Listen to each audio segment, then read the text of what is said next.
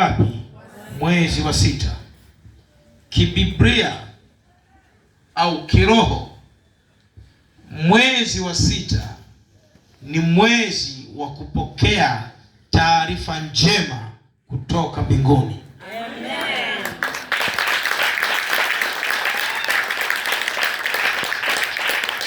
Narudia tena.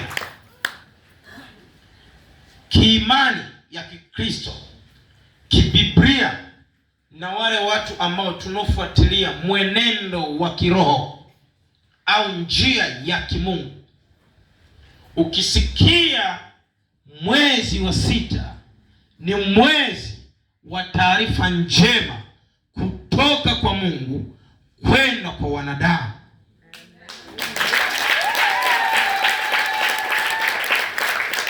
Na taarifa hizi huwa hazijagi taarifa mbaya, bali mwezi wa sita zinakuja taarifa zenye utukufu wa Mungu. Zinakuja taarifa zilizobeba baraka za watu wa Mungu. Ni mwezi ambao taarifa njema imeshuka duniani kwa ajili ya ukombozi wa watu wa Mungu. Na wewe leo ni siku ya kwanza ya mwezi wa sita, na hiyo siku ya kwanza ya mwezi wa sita hupo kwenye madhabahu inayojibu na inayofungua na inayorejesha haki yako. Katika ibada ya siku ya leo, tamani ujumbe wa Mungu unaoshuka siku ya leo uishi kwenye maisha yako daima. Sijui kama unanielewa.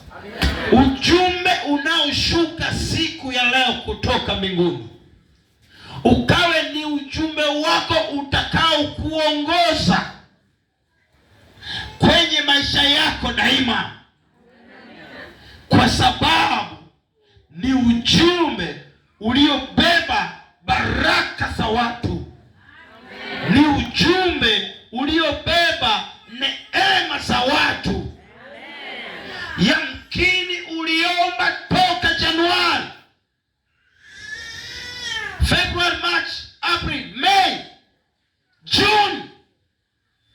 Tumeingia mwezi uliokata mwaka. Yamkini miezi yote uliomba ukupata majibu yoyote. Tamani mwezi wa sita majibu yako yarejee majibu yaliyo na neema.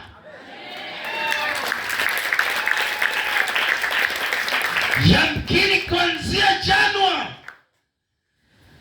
hadi umeingia June, wewe ni mtu wa kula vidonge ndio maisha yako yaende. Wewe ndio mtu wa kukopa maisha yako ndio yaende.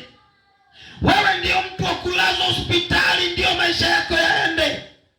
Huu ni mwezi wa kupokea taarifa njema kwamba hivyo vifungo vilivyofunga kwenye maisha yako sasa ni basi katika jina la Yesu Kristo, jina lipitalo majina yote.